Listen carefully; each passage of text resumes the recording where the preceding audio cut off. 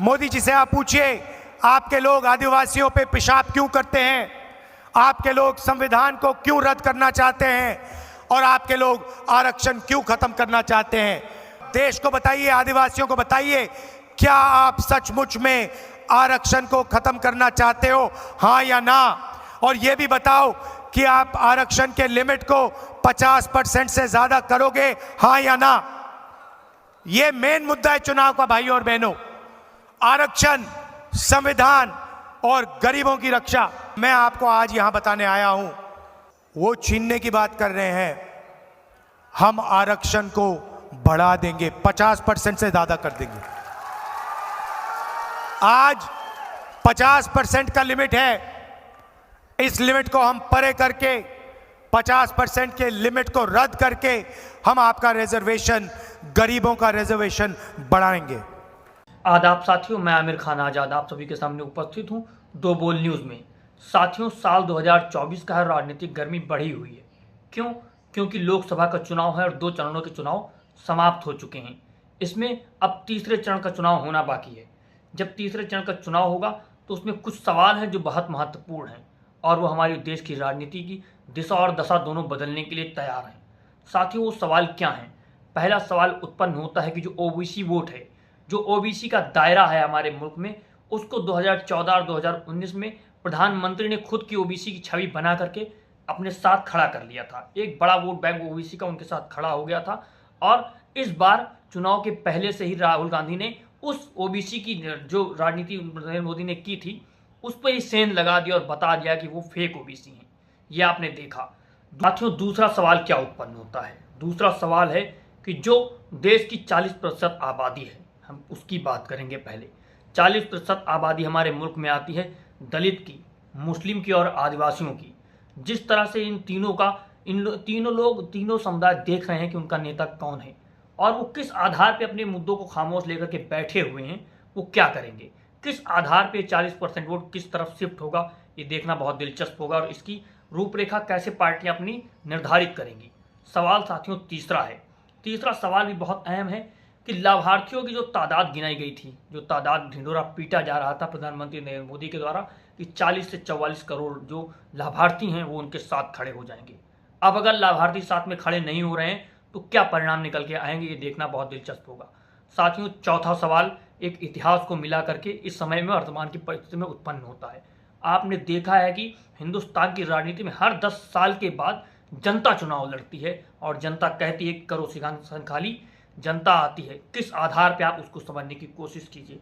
आप 2014 की बात कीजिए, 2014 की आप बात करेंगे तो उसमें भी व्यक्ति के चेहरे पर चुनाव हुआ था और लेकिन जनता ने चुनाव लड़ा था, जनता जमीन पर आई थी।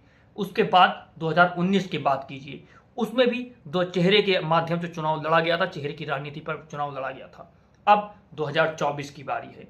ये 10 साल आपने पीरियड देखा। अब पीछे जाइए थोड़ा सा कि 2004 का, 2004 के चुनाव में कोई चेहरा नहीं था, कोई नेता नहीं था एक जिसके चेहरे पर चुनाव हो सके, मुद्दे थे जनता के।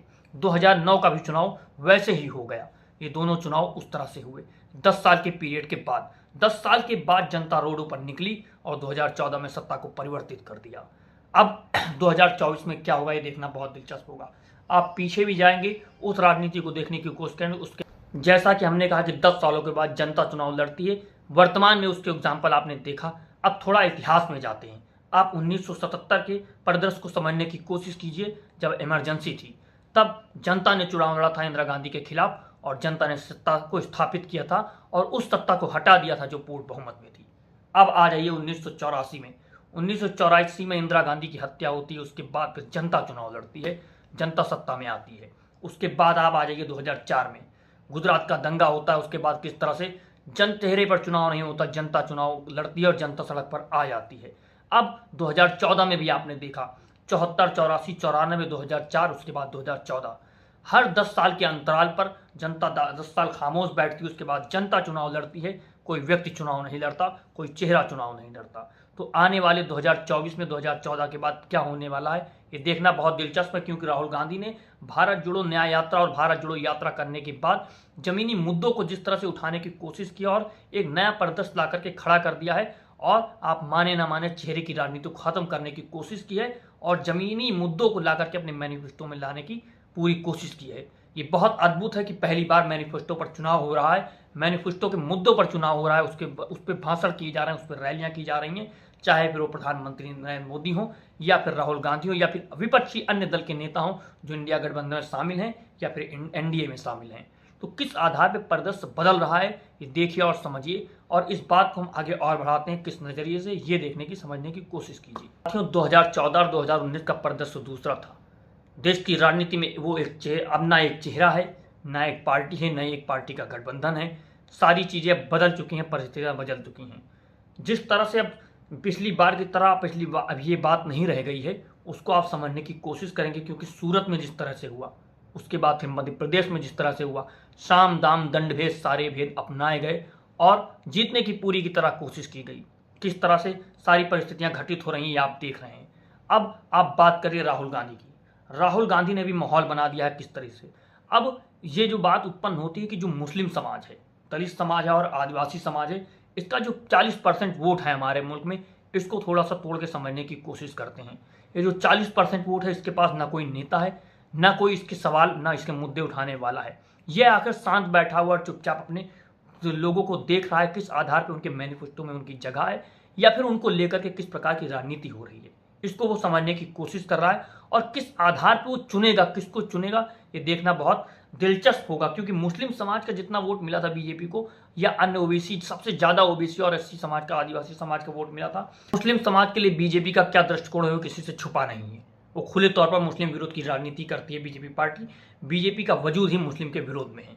अब आप ओबीसी और आदिवासी समाज की बात कीजिए कि 2019 में वो किस तरह से मोदी के साथ खड़े थे या फिर कहीं बीजेपी की छत्रछाया में खड़े थे। आप पूरे मुल्क में अगर ओबीसी आदिवासी समाज की बात करेंगे तो टोटल 31 सीटें हैं, आरक्षित हैं, जो उसमें से सिर्फ कांग्रेस को 4 सीटें मिलती हैं और सारी सीटों पर बीजेपी का कब्जा होता है। तो किस आधार से आदिवासी समाज ने बीजेपी पार्टी पर भरोसा किया था, उसको झारखंड में आपने देखा किस तरह से तोड़ दिया गया। बीजेपी ने जो मुख्यमंत्री थे हेमंत सोरेन, उनको आदिवासी समाज का होने के बाद उनको जेल में डाला। उसके बाद अब प्रधानमंत्री नरेंद्र मोदी रैलियों में कह रहे हैं कल जाकर के कि एक भ्रष्ट मुख्यमंत्री को जेल में डाल दिया गया है। तो आप क्या उसको देखना नहीं चाहेंगे, किस आधार पर समझना चाहेंगे?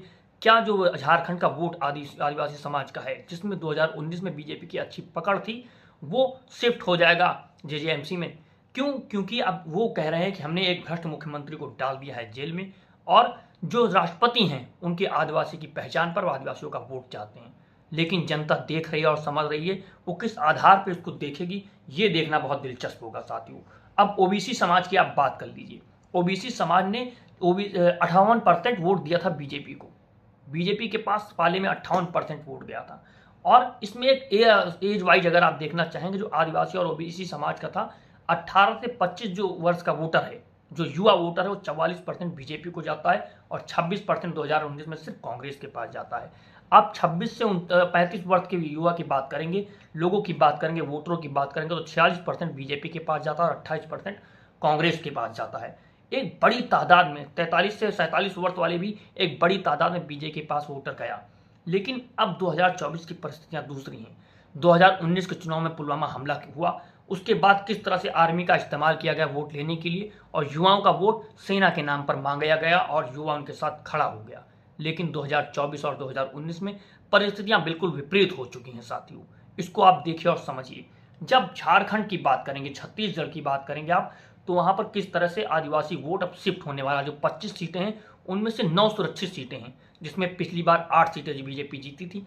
तो क्या इस बार ये शिफ्ट होगा? अगर शिफ्ट होगा तो किस तादाद में होगा, ये देखना बहुत दिलचस्प होगा। जो आप देखेंगे और समझने की कोशिश करेंगे तो प्रधानमंत्री नरेंद्र मोदी के भाषणों का जवाब अब राहुल गांधी नहीं दे रहे हैं, प्रियंका गांधी दे रही हैं। प्रियंका गांधी ने जवाब देते हुए प्रधानमंत्री को कहा है कि जिस आप शहजादे की बात कर रहे हैं, वो शहजादा कश्मीर से लेकर कन्याकुमारी तक 4000 किलोमीटर पैदल चला है और जनता के बीच में गया है, जनता के उसके सवाल पूछे, जनता और भाई बहनों का दर्द समझा है। उस आधार पर हमने मैनिफेस्टो तैयार किया है। जिस आप शहजादे की बात कर रहे हैं वो शहजादा नहीं है। अगर उसको आप शहजादा कहते हैं तो आप तो शहंशाह हैं। आपकी गाड़ियों की चमक देखिए, आपका जहाज देखिए, आपकी सूटों की चमक देखिए, आपके चश्मे की चमक देखिए, किस आधार पर बदलती है। आप शहंशाहों वाली ज़िंदगी जी रहे हैं। आपका एक बाल इधर से उधर नहीं होता, एकदम सूट आपका दुरुस्त होता है, एक भी आपके ऊपर धब्बा नहीं होता आपके कपड़ों पर। किस आधार पे आप उसको शहजादा कह रहे हैं? आप टारगेट कर रहे हैं अलग तरीके से। तो अब प्रियंका गांधी उन हाथों का जवाब दे रही हैं और कह रही हैं कि आपका जनता से सरोकार नहीं है। वो कह रही हैं कि प्रधानमंत्री नरेंद्र मोदी 3 मई जब 2023 और अब 3 मई बीत चुका है 2024, मणिपुर को 1 साल हो गए हैं दहकते हुए, लेकिन प्रधानमंत्री नरेंद्र मोदी 167 रैलियां करते हैं, 167 यात्राएं करते हैं, लेकिन मणिपुर नहीं जाते हैं। असम जाते हैं, अरुणाचल प्रदेश जाते हैं, सिक्किम जाते हैं, सब जगह जाते हैं, लेकिन मणिपुर नहीं जाते हैं। मणिपुर नहीं जा रहे हैं क्यों? क्योंकि वहाँ की जनता को जवाब वो दे नहीं सकते हैं। वहाँ की जनता उनके साथ कोई सरोकार नहीं रखती है और प्रधानमंत्री नरेंद्र मोदी का पूरी मुल्क की जनता के साथ कोई सरोकार नहीं है। ये आधार किस तरह से तैयार हो रहा है ये आप देखिए और समझिए। जब बीजेपी पार्टी पर मुख्यमंत्री हैं वहाँ पर, उसको बर्खास्त नहीं किया गया और किस आधार पर सारे मुद्दों को दबा दिया गया। मीडिया में कोई बात नहीं हुई। वो कहती हैं कि किस तरह से आप देखिए कि प्रधानमंत्री की चमक दमक है, वो 14 विदेश यात्राएं कर लेते हैं, लेकिन अपने मुल्क में एक राज्य में जहां पर इतनी हत्याएं हुई, इस तरह से लोगों को हिजरत करनी पड़ी, 60,000 से ज़्यादा लोगों को एक घर शिफ्ट करने पड़े, इधर से उधर रहना पड़ा, वहाँ वो नहीं जा सकते हैं, वहाँ के दर्द को समझ नहीं सकते हैं। वहाँ पर जिसको आप शहजादा कह रहे हैं वो उस आग में भी गया और लोगों से बात की, उन कैंपों में गया, उनके दर्दों को समझा। आप देख नहीं रहे हैं। इस बात को भी समझिए क्या दिल्ली में बैठ करके सब कुछ किया जाता है, राजनीतिक समीकरण तैयार किए जा सकते हैं। जब चाहा तो पार्टी को तोड़ा मरोड़ा जा सकता है, पार्टियों के 2 टुकड़े किए जा सकते हैं। इसका उदाहरण आपने महाराष्ट्र में देखा, एक बार नहीं 2 बार दोनों पार्टियों को तोड़ दिया गया। फिर चाहे आप शिवसेना की बात कर लें, उद्धव ठाकरे की पार्टी को छीन लिया गया, तोड़ दिया गया, उनका चुनाव चिन्ह को भी तोड़ दिया ले लिया गया। अजीत पवार की आप बात करके एनसीपी को भी तोड़ दिया गया, उनके भतीजे शरद पवार को अपने साथ मिला लिया गया। जिस पर भ्रष्टाचार के आरोप लगा रहे थे प्रधानमंत्री नरेंद्र मोदी, एक दिन पहले रैलियों में, दूसरे दिन उनको शामिल कर लिया और उप मुख्यमंत्री भी बना दिया। किस आधार पर चीजें हो रही हैं साथियों, ये आप समझने की कोशिश कीजिए। क्या ये सत्ता इस बार डिगने वाली है? क्या जो समीकरण बैठाए जा रहे हैं सब कुछ दिल्ली में बैठ करके हो सकता है? तो ये संभव नहीं है, क्योंकि इस बार राजनीति मुद्दों की हो रही है, सिर्फ एक चेहरे की। ना सिर्फ एक चेहरा है, ना सिर्फ एक पार्टी है, इस बार जनता है और जनता इन मुद्दों को लेकर के खड़ी हो रही है। साथियों, आप ये वीडियो देख रहे हैं 2 बोल न्यूज़ चैनल, जिसमें आप इसका समर्थन कीजिए, हमारी रिपोर्ट को ज़्यादा से ज़्यादा लोगों के साथ साझा कीजिए। और जिस वक्त में, जिस दौर में गोदी मीडिया शांत बैठा है, सत्ता से सवाल नहीं पूछ सकता, उस वक्त में हम अपनी आवाज़ बुलंद कर रहे हैं सिर्फ आपके सहयोग की वजह से। आपका सहयोग सबसे बड़ा यही कि आप हमारी वीडियोस को शेयर करते हैं, लाइक एंड सब्सक्राइब करते हैं। ज़्यादा से ज़्यादा लोगों के साथ साझा कीजिए। मैं आमिर खान, आज़ाद इनकलाब जिंदाबाद। जय हिंद, जय